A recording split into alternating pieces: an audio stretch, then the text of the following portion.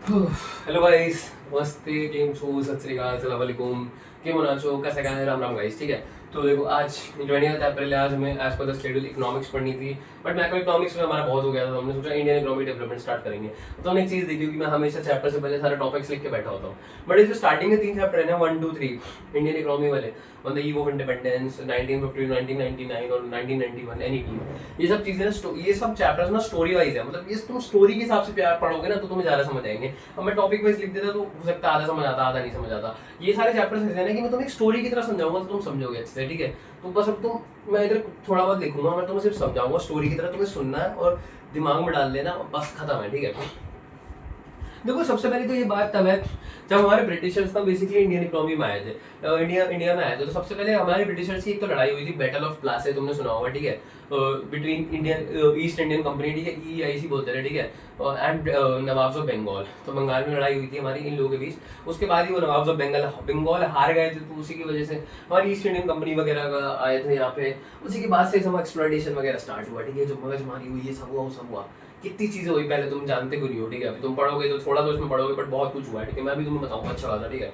तो बेसिकली इन तीनों चैप्टर में क्या पढ़ना है ना, इन तीनों चैप्टर में हमें अपने तीनों सेक्टर्स के बारे में पढ़ना है। हमारे 3 सेक्टर्स कौन है, एक कौन से, एक तो एग्रीकल्चर, एक है बेसिकली इंडस्ट्री, और एक है फॉरेन ट्रेड। ठीक है, अब हमें तीनों चैप्टर में पढ़ना है कि ईव ऑफ इंडिपेंडेंस के टाइम पे कैसा था। ठीक है, और उसके बाद कैसा था, और 1991 के बाद कैसा था। तो इन तीनों चैप्टर में पढ़ना है कि इन तीनों टाइम पे हमारी एग्रीकल्चर, इंडस्ट्री और फॉरेन ट्रेड की सिचुएशन क्या थी। बस इतना पढ़ेंगे, हमारा चैप्टर खत्म हो जाएगा, कुछ भी नहीं रहता। ठीक है, इनमें अब तो देखो तुम्हें मैंने बता दिया कि बात ये तब की है बैटल ऑफ प्लासी। ठीक है, अब जब ब्रिटिशर्स नहीं आए थे ना, तो उससे पहले हमारी इकोनॉमी कैसी थी भाई, उससे पहले ना हम लोग प्रॉस्पेरस थे, हम लोग बहुत अमीर थे, हमें सोने की चिड़िया बोला जाता था, तुमने सुना होगा। ठीक है, तो हमारी इकोनॉमी थी, प्रॉस्पेरस इकोनॉमी थी, हमारी एग्रीकल्चर पर डिपेंडेंट थी, खुद उगाते थे, खुद के लिए खाते थे। उस टाइम पे क्या होता था, सब्सिस्टेंस फार्मिंग होती थी, जो उगाते थे वही खा जाते थे। ठीक है, बेचना था नहीं, थोड़ा बहुत बेचते थे, जो उगाते थे खुद खा जाते थे। और 80 to 85% पॉपुलेशन हमारी एग्रीकल्चर में डिपेंडेंट थी उस टाइम पे। ठीक है, ऑलमोस्ट नियरली 75 to 80 मान लो। ठीक है, तो एग्रीकल्चर में डिपेंडेंट थी और हम लोग मस्त उगाते थे, खुद के लिए खुद के खाते थे। ठीक है, प्रॉस्पेरस मतलब इकोनॉमी थी और एग्रीकल्चर डोमिनेंट थे हम लोग। ठीक है, और थर्ड चीज हमारी जो इंडस्ट्रीज थी ना, बेसिकली वो हमारी इंडस्ट्रीज बहुत फेमस थी। हमारे जो हैंडीक्राफ्ट्स थे ना, उस टाइम पे हम लोग के हैंडीक्राफ्ट्स बहुत फेमस थे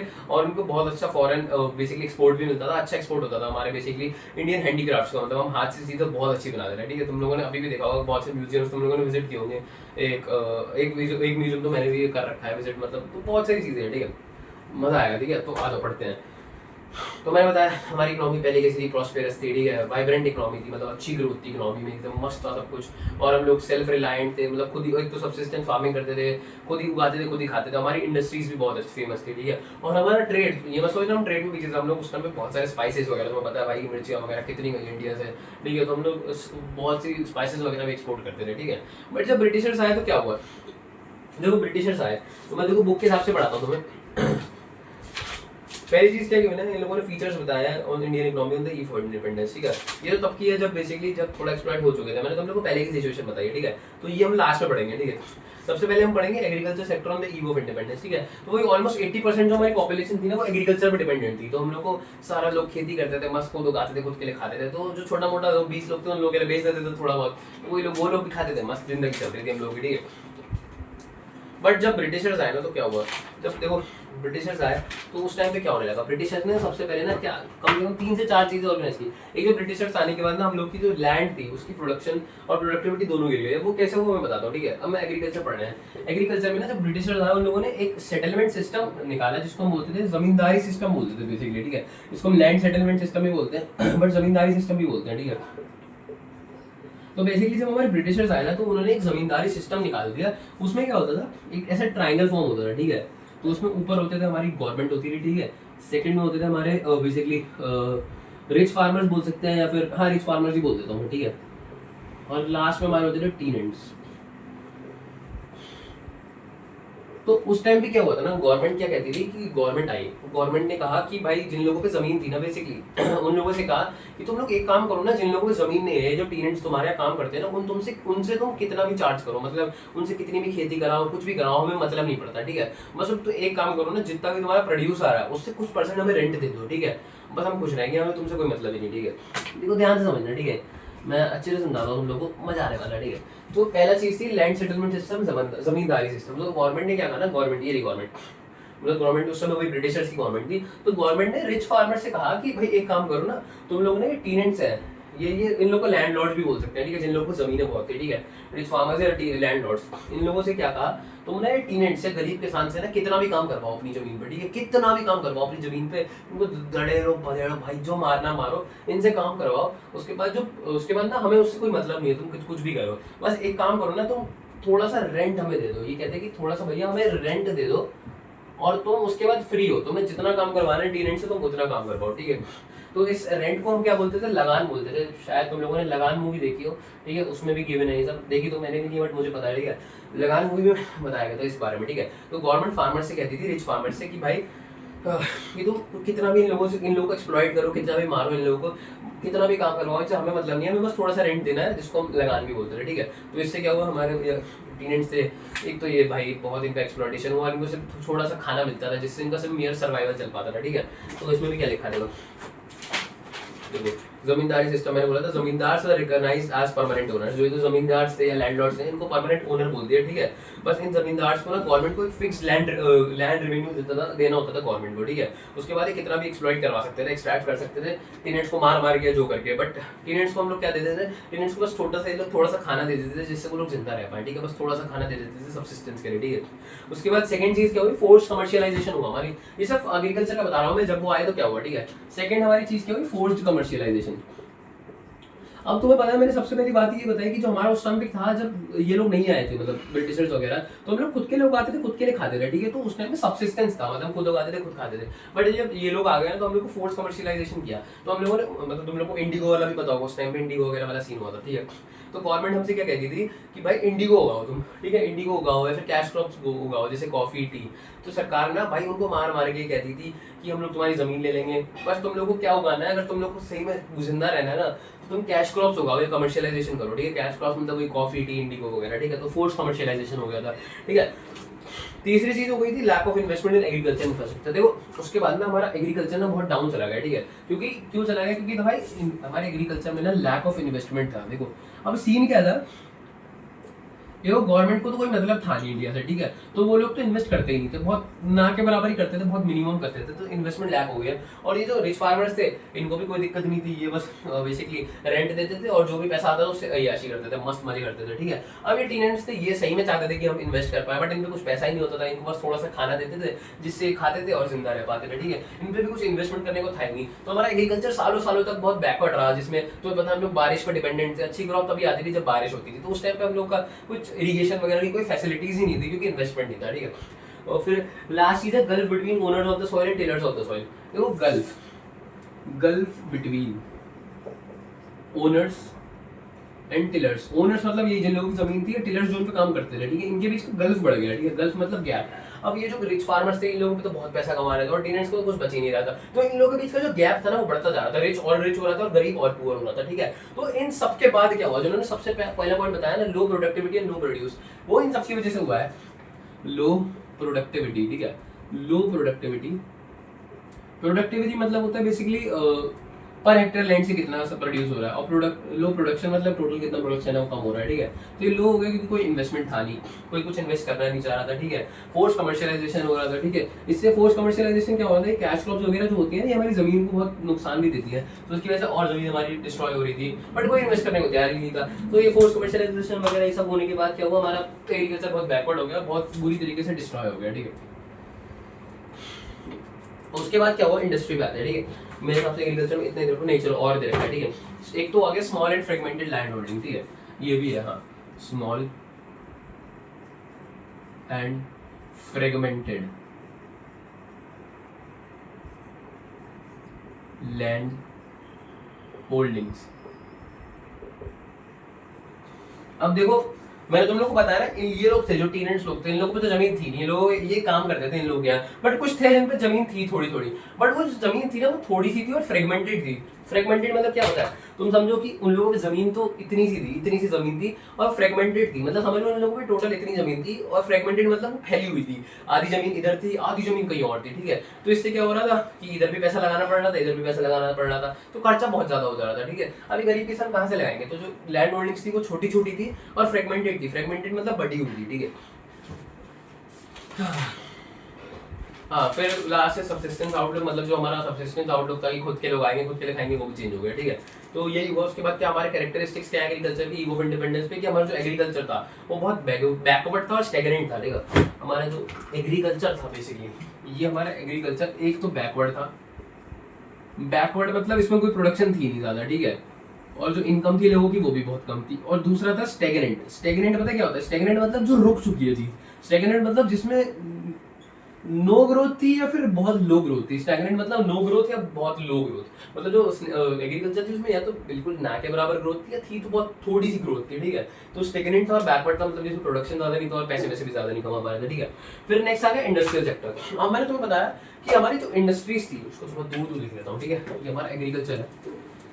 मैंने तुम्हें बताया कि हमारी इंडस्ट्रीज थी ना भाई, जब हमारे भैया ब्रिटिशर्स नहीं आए थे तो हमारी इंडस्ट्रीज ना बहुत फेमस थी। किस लिए, हमारे हैंडीक्राफ्ट्स के लिए, ठीक है। बट अब जो ब्रिटिशर्स आए उनको तो ये वही नहीं, वो बर्दाश्त ही नहीं हुआ कि ये लोग इतने फेमस कैसे हैं। तो उन लोगों ने ना हमारी बेसिकली जो फेमस हैंडीक्राफ्ट इंडस्ट्रीज थी इनको डिस्ट्रॉय कर दिया। कैसे डिस्ट्रॉय किया वो मैं तुम्हें बताता हूँ, ठीक है। सिस्टमैटिकली डिस्ट्रॉय किया लोगों ने। क्या, सबसे पहली चीज है डिस्क्रिमिनेटरी टैरिफ पॉलिसी। मैं सिर्फ टैरिफ पॉलिसी लिख रहा हूँ, बिकॉज ऑफ टैरिफ पॉलिसी हम लोग वो हुए थे, डिस्क्रिमिनेट वो हुए, टूट गए, ठीक है। टैरिफ पॉलिसी देखो, इसमें क्या था, ब्रिटिशर्स ने क्या किया ना, जो हम लोग ना बेसिकली सामान एक्सपोर्ट करते थे, जो भी हम लोग मतलब अपने हैंडीक्राफ्ट्स एक्सपोर्ट करते थे ना, उस पर हाई एक्सपोर्ट ड्यूटी लगा दी। मतलब कि हम लोग मान लो पहले 100 रुपए का हम लोग बेचते थे और हमें एक्सपोर्ट ड्यूटी पे करनी थी 15 रुपए, तो हमारी 100 रुपए का सामान था वो 115 का जाता था। बट अब सरकार ने एक्सपोर्ट ड्यूटी लगा के 100 रुपए कर दी, तो 100 और एक्सपोर्ट ड्यूटी 100, मतलब 200 रुपए देने पड़ रहे थे एक्सपोर्ट करने के लिए, तो हमारा तो बहुत पैसा खर्च हो रहा था, ठीक है। तो सरकार ने क्या किया, बेसिकली एक्सपोर्ट ड्यूटी बढ़ा दी, जिससे हम लोग अपना सामान एक्सपोर्ट नहीं कर पाए। तो एक चीज ये हो गई कि एक्सपोर्ट ड्यूटी बढ़ा दी, जिससे हमारा सामान बाहर नहीं जा पाए। और दूसरी चीज क्या करी कि उनका जो सामान था ना बेसिकली, मतलब हम लोग के जो हैंडमेड गुड्स थे वो तो देखो जा नहीं पा रहे थे, ठीक है। हम लोग बहुत फेमस थे कपड़े वगैरह बनाने के लिए, हैंड से, कॉटन से, हम लोग का जो खादी क्लोथ्स होता था जो हम लोग हाथ से बनाते थे, ठीक है, वो सब के लिए हम लोग बहुत फेमस थे, ठीक है। बट जो ब्रिटिशर्स थे ना, वो लोग अपनी इंडस्ट्रीज में है वो रेडीमेड गुड्स बनाते थे। और वो रेडीमेड गुड्स कैसे बनाते थे, यहाँ से ना, मतलब मैं कैसे बताऊँ तुम लोगों को, देखो सर, मतलब हम लोग ना, देखो हम लोगों से ना, मैंने तुम्हें बताया कि यहाँ पे हम लोगों से फोर्स कमर्शियलाइजेशन करवाया गया, ठीक है। क्यों करवाया गया, तो ना इधर से हम लोगों से इंडिगो उगवाते थे और इंडिगो को वो एक्सपोर्ट करवा के, इंडिया से इंडिगो एक्सपोर्ट करवा के वो ब्रिटेन लेके जाते थे और ब्रिटेन में वो इंडिगो यूज करके शर्ट्स बनाते थे या कपड़े बनवाते थे जो रेडीमेड बनते थे, और वो रेडीमेड को वो फिर इम्पोर्ट करवा के इंडिया में ले आते थे, ठीक है। तो अब तुम्हें पता है कि हम लोग अगर हाथ से इंसान सामान बनाएगा तो कितना टाइम लगेगा, ठीक है, और वो उतना फाइन क्वालिटी का भी नहीं बनेगा भाई। अब हाथ से तुम कितना अच्छा ही बना लोगे, मतलब एकदम फाइन क्वालिटी नहीं बनेगी, ठीक है। बट जो मशीन बनाएगी वो एकदम फाइन क्वालिटी का बनेगा, और मशीन बहुत जल्दी बनाएगी, ठीक है। इंसान जितनी देर में एक बना रहा है, मशीन 100 बना चुकी है उतनी देर में, ठीक है। तो वो फर्क आ जाता है। तो सरकार के बेसिकली गवर्नमेंट क्या कर रही थी, ब्रिटेन गवर्नमेंट क्या कर रही थी कि वो क्या कर रहे थे भाई, ब्रिटेन में इंडिगो लेके जा रहे थे और वहां से कपड़े बनवा के इंडिया में ला रहे थे, ठीक है, सस्ते में कपड़े। मतलब वो एक तो बल्क प्रोडक्शन करते थे तो सस्ते पड़ते थे सामान, ठीक है। तो अब वो यहाँ पे सस्ते में सामान बेचते थे। अब क्या हुआ, हमारा जो खादी कपड़ा था वो एक तो बनता बहुत टाइम में था, ठीक है, और दूसरी बात वो थोड़ा महंगा होता था क्योंकि हम हाथ से बनाते थे, ठीक है। अब वो वहां से सस्ता सामान लेके आते थे और वो सस्ते सामान को, अब हमारी भाई इंडिया की जनता तो पता ही है कि सस्ता सामान दिख गया तो खरीदने लग गए, ठीक है। तो वो सस्ता सामान देख के खरीदने लग गए, तो इससे क्या हुआ, जो हमारी इंडस्ट्रीज थी ना उनकी वैल्यू गिर गई और उनकी इंडस्ट्रीज की वैल्यू बढ़ने लग गई। और दूसरी चीज मैंने तुम्हें बताया कि एक्सपोर्ट पॉलिसी थी ना हमारे पे, हैवी एक्सपोर्ट ड्यूटी लगा दी थी हमारे हैंडमेड गुड्स पे, तो हम लोग जो हैंडमेड गुड्स थे ना वो एक्सपोर्ट नहीं कर पा रहे थे। और जो हमारे वो थे ना ब्रिटिशर्स, वो हमारे को इम्पोर्ट, मतलब जो इम्पोर्ट होता था ड्यूटी फ्री इंपोर्ट करते थे अपने गुड्स का।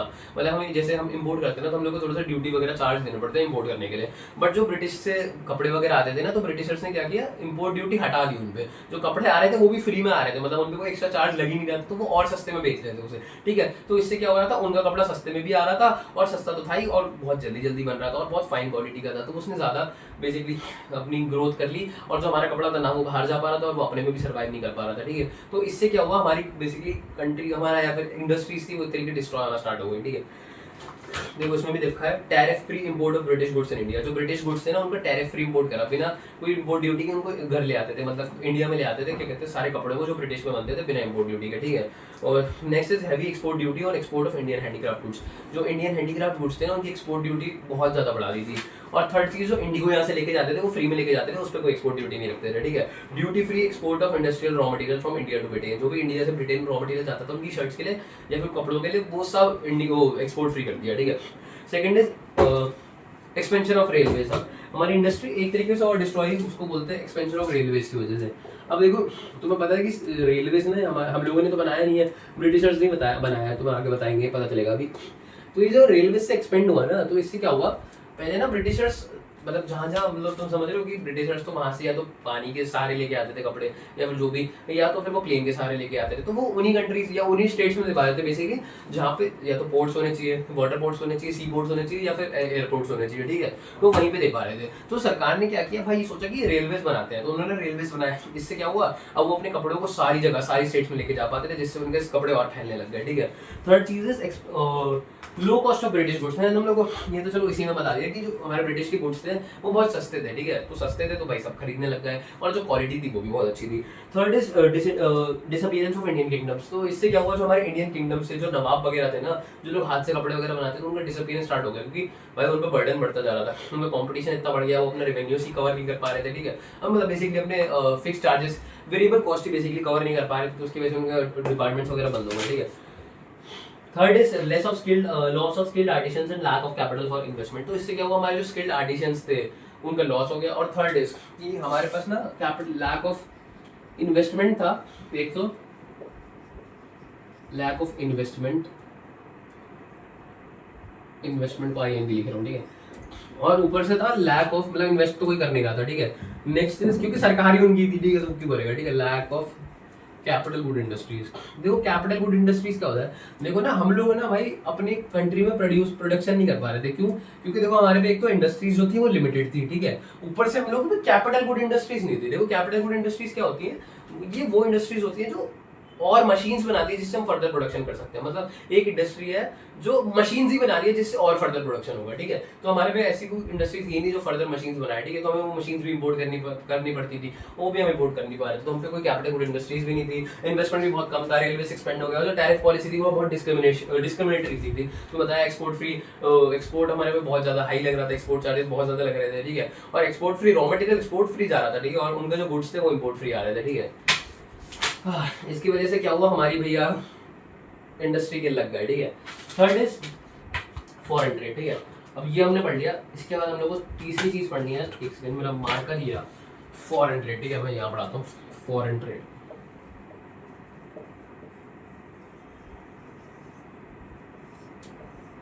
मैं लेट मी चेक, वीडियो चल रही है क्योंकि मेमोरी मैंने देखा स्टोरेज कम थी मेरे फ़ोन में, अभी तो वर्क कर रही है, नहीं चली तो फिर देखना पड़ेगा, ठीक।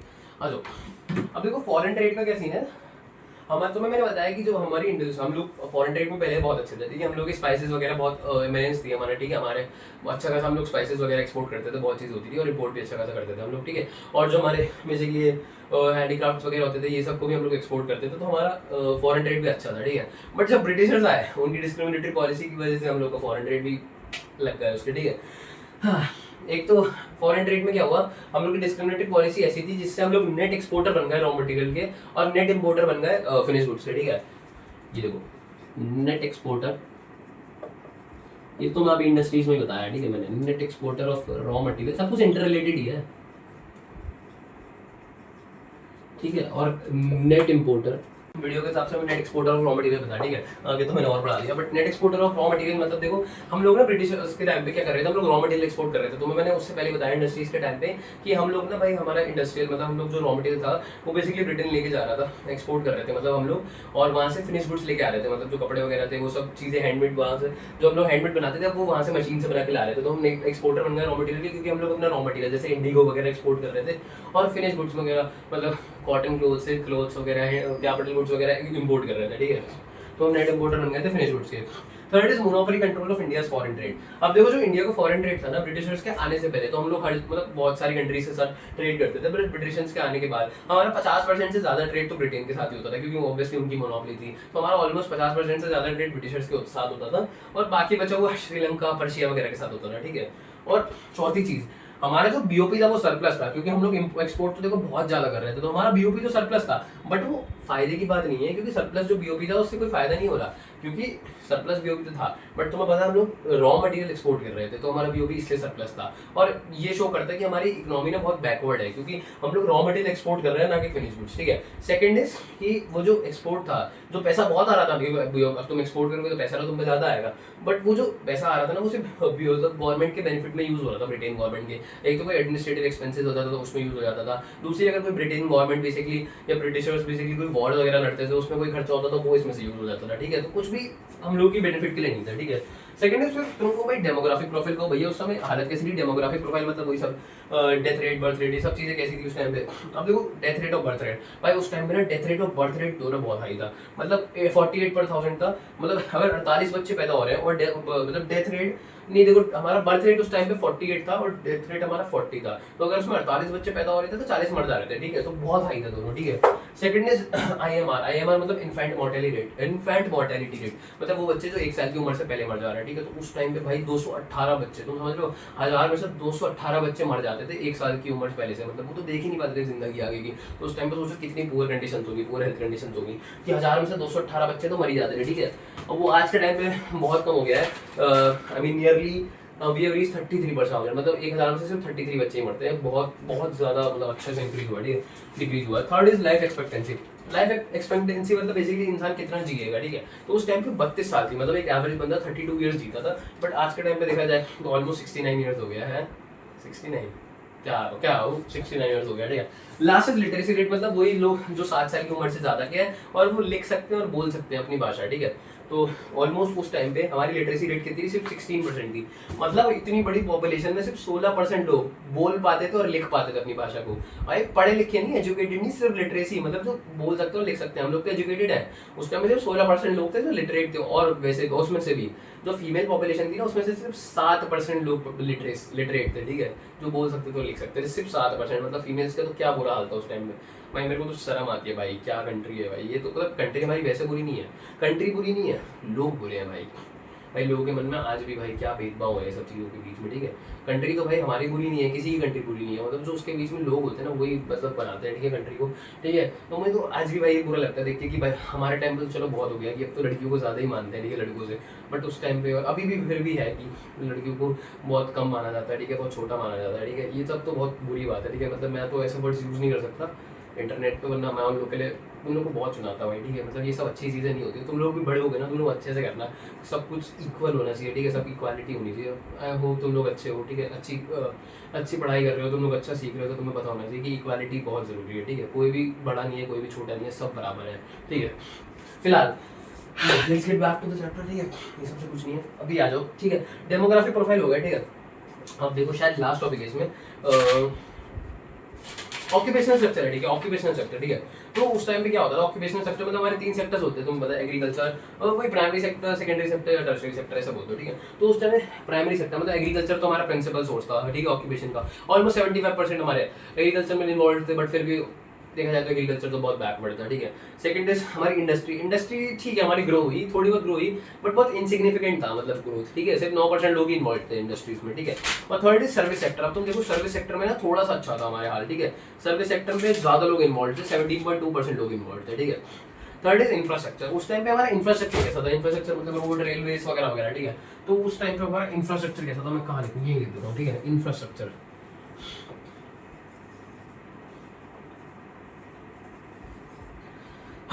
देखो इंफ्रास्ट्रक्चर में क्या क्या चीज आ गई, अब देखो मैं बताता हूँ, आ जाओ, जो इसमें क्या है ना वही पढ़ाते हैं, ठीक है। इंफ्रास्ट्रक्चर में सबसे पहली चीज आती है रेलवेज। अब तुम्हें पता है रेलवेज, ठीक है, रेलवेज में पता है इंट्रोड्यूस कब हुआ था, रेलवेज 1850 में आया था, ठीक है। और पहली ट्रेन चली थी, मतलब कब चली थी मेरे को पता है, शायद 1853 में चली थी, ठीक है। और वो कब मतलब किसके बीच चली थी, बॉम्बे टू थाने चली थी, ठीक है।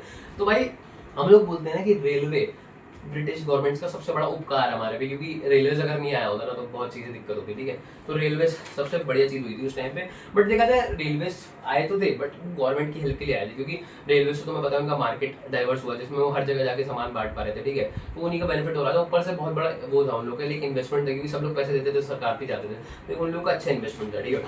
तो रेलवेज भी डेवलप हुए। सेकंड चीज पोर्ट्स, मतलब पोर्ट्स मतलब सी बोर्ड्स एयर बोर्ड्स वगैरह डेवलप हुए थे उस टाइम पे, पर वो भी तुम्हें पता है ब्रिटिशर्स ने अपने बेनिफिट के लिए डेवलप किए थे, क्योंकि जिससे वो बाहर से और मतलब एक्सपोर्ट कर सके और इम्पोर्ट कर सके, ठीक है। थर्ड चीज इज पोस्ट एंड टेलीग्राफ। उस टाइम पे पोस्ट वगैरह और टेलीग्राफ्स वगैरह की भी बहुत चीज़ें आई, बट वो सब भी एक एडमिनिस्ट्रेटिव कंट्रोल बनाने के लिए आई, जिससे हम लोग वो पोस्ट और टेलीग्राफ इसलिए थे कि जिससे सरकार अपने रूल्स को बेसिकली या रेगुलेशंस को लोगों तक पहुंचा पाए, ठीक है। और फोर्थ इज रोड्स। देखो ऑल वेदर रोड्स नहीं बनी थी उस टाइम पे, कच्ची वच्ची रोड बनी थी, बट बनी थी, ठीक है। बट ये भी देखा जाए तो सरकार के बेनिफिट के लिए ही बनी थी, क्योंकि एक तो वो सामान डिस्ट्रीब्यूट कर पा रहे थे अपना जो लेके आ रहे थे, और सेकंड चीज जो बेसिकली आर्मी थी उसको मोबिलाइज करने में हेल्प करता था, ठीक है। Last topic is was there any positive impact of British rule in India. अब देखो ब्रिटिशर्स आए बहुत नेगेटिव लेके आए, बट बोला जाता है कि क्या कोई पॉजिटिव्स थे। देखो वैसे देखा जाए तो कोई नहीं, क्योंकि नहीं बोलते हैं। अगर ऐसा क्वेश्चन आया कि वाज देयर एनी पॉजिटिव, तो तुम नो से स्टार्ट करोगे, कहोगे no although there were no positives, but देखा जाए तो उनकी कुछ चीजें हैं जो हमारे पे हेल्प कर गई, एक तरीके से हमारा साथ दे गई, ठीक है। पहली तो हुई रेलवेज। अगर उन्होंने रेलवेज डेवलप किया ना, तो इससे क्या हुआ, एक तो एम्प्लॉयमेंट पे फर्क आया, लोग एम्प्लॉय, रेलवेज हो गया और रोड्स हो गया, ठीक है। रोड्स पे तुम्हें पता है बस चलती है, रेलवेज ट्रेन वगैरह में कितनी इंप्लॉयमेंट हुई, कितनी जॉब्स मिली लोगों को, ठीक है। तो एक तो एम्प्लॉयमेंट में फर्क पड़ा रेलवे से। और क्या हुआ कि तुम्हें पता है कि उस टाइम पे भूखमरी वगैरह बहुत होती थी, ठीक है। फेमाइन वगैरह बहुत आ जाते थे, ड्रॉट्स आते थे, फेमाइन आते थे। तो फेमाइन अफेक्टेड एरिया पे ना रेलवे से तुम गए और खाना पहुंचा दिया तुमने जल्दी जल्दी जाके, ठीक है। तो कोई भी भूखा मरा नहीं, ठीक है। तो रेलवेज ने हेल्प करी। Second is commercial outlook of the farmers. देखो commercial outlook of the farmer मतलब पहले तुम पता है खुद के लिए उगाते थे, खुद के लिए खाते थे, ठीक है। अगर ऐसे ही चलता रहता तो एक तरीके से देखा जाए हमारी ग्रोथ नहीं होती लॉन्ग वे में। अगर देखा जाए तो हम डेवलपिंग कंट्री रह जाते, डेवलप्ड कंट्री नहीं बन पाते, क्योंकि डेवलपिंग कंट्री से तुम्हें पता है इंडस्ट्रीज और ट्रेड बहुत अच्छी होती है, ठीक है। तो कमर्शियल आउटलुक ने हमें हेल्प करा फार्मर्स को कि वो प्राइजेस देखे और उस हिसाब से उगाए, ठीक है। थर्ड इज देखो कंट्रोल ऑफ फेमाइन्स मैंने बता दिया, अपॉर्चुनिटीज ऑफ एम्प्लॉयमेंट बता दिया। Last second is monetary system of exchange. तो पता है पहले हमारे यहाँ बार्टर सिस्टम चलता था, मैंने मनी में पढ़ा था, ठीक है। गवर्नमेंट के आने के बाद ही, ब्रिटिशर्स के आने के बाद, मैंने याद है उस टाइम में बताया था कि ये सब भी ब्रिटिशर्स के बाद ही आया, वजह से ही आया था, ठीक है। उस टाइम बताया था मैंने, मनी पढ़ाते हुए हमारा पहला चैप्टर, ठीक है। तो आज वो आ गया, ठीक है, कि मॉनेटरी सिस्टम उनकी वजह से आया। And last is effective system of administration. तुम्हें पता है हमारा जो कॉन्स्टिट्यूशन बना है ना बेसिकली, या हमारी जो एडमिनिस्ट्रेशन है, वो सब ना मतलब उनकी लेगेसी को कंटिन्यू करके बनाएंगे, क्योंकि तुम्हें पता है जब ब्रिटिशर्स आए थे उन्होंने क्या कंट्रोल बनाया था हम लोगों पे, ठीक है। जो उनका कंट्रोल था ना वो बहुत इफेक्टिव था। तो नेहरू जी वगैरह वगैरह ने ना उनकी बेसिकली कंट्रोल को या फिर उनकी लेगेसी को बेस बना के अपना कॉन्स्टिट्यूशन बनाया है, तो उनकी हेल्प ही लगी है एक तरीके से देखा जाए, ठीक है। तो ये सब पॉजिटिव्स थे हमारे। बस आज के चैप्टर में इतना ही। तो मैं हर चैप्टर में ऐसे ही 3 चैप्टर है, एग्रीकल्चर, इंडस्ट्री और बेसिकली फॉरेन ट्रेड पढ़ना, उसके बाद तुम्हारे चैप्टर खत्म होते रहेंगे। अब तुम्हें देखा है यहाँ पे कि एग्रीकल्चर में क्या हुआ, इंडस्ट्री में क्या हुआ, फॉरेन ट्रेड में क्या हुआ, कैसे हमारी मारी गई बिल्कुल अच्छे से, ठीक है। हम मारी गई, बहुत बुरा शब्द है, ठीक है, कैसे हम लोगों को बैन हो जाएगी, ठीक है। तो अब क्या हुआ, अब इंडिपेंडेंस के बाद अगला चैप्टर में, ठीक है, 1950 टू 1990। तो हमने क्या ट्राई किया, क्या किया जिससे हमारी प्रॉब्लम्स गई, ठीक है। अब वो सब पढ़ेंगे अगले चैप्टर में, ठीक है। फिलहाल आज के चैप्टर में इतना ही। अगर कोई डाउट्स हो तो बता देना, नोट्स तो मैं मिल ही जाएंगे। और ये तो मैंने बोला तुम लोगों को स्टोरी वाइज ही पढ़ाऊंगा मैं, तो नोट्स भी थोड़े स्टोरी टाइप में ही होंगे, ठीक है। तो फिलहाल आज की वीडियो में इतना ही। नोट्स मिल जाएंगे टेलीग्राम में, ठीक है, डिस्क्रिप्शन में लिंक है टेलीग्राम का। कोई भी डाउट्स हो तो बता देना। मिलते हैं अगली वीडियो में, तब तक के लिए पीस।